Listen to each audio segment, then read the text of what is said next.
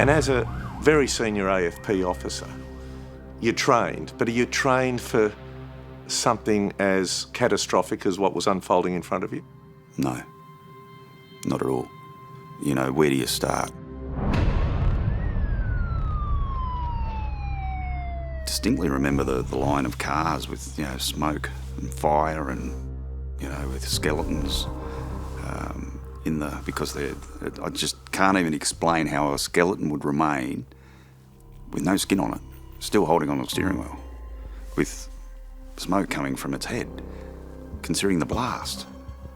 You also had to deal with families, didn't you? And that was, I would imagine, heartbreaking, confronting for you, because you're dealing with understandable, deep emotion from these families and wearing your police officers' hat as well.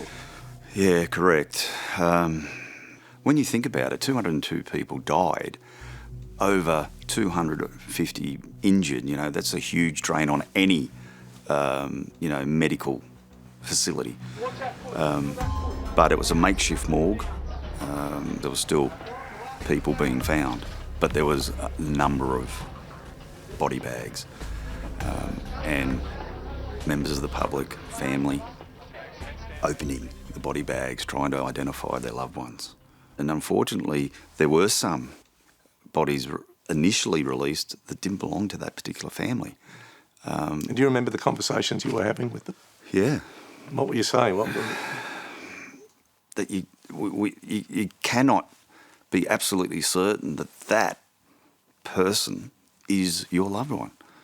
Oh, yeah, but it's got the same ring or the same piece of jewellery, or when you look at charred remains, you haven't got much to go on. And please don't open the body bags, I would imagine as well. And exactly right. We're trying to preserve, again, there are the crime scenes. And that must have been hard. It was. Glenn. So hard. Very. You know, and people get, as you'd appreciate, so one, they're caught up in something they don't understand. They've lost their loved one. The actual Indonesians were allowing it, and you've got an Australian copper or coppers telling them no. It was very difficult and confronting and all the rest, and you felt pretty bad. Would you have done it any other way when you reflect, or is it? When you look at it, there's nothing more or less we could have done.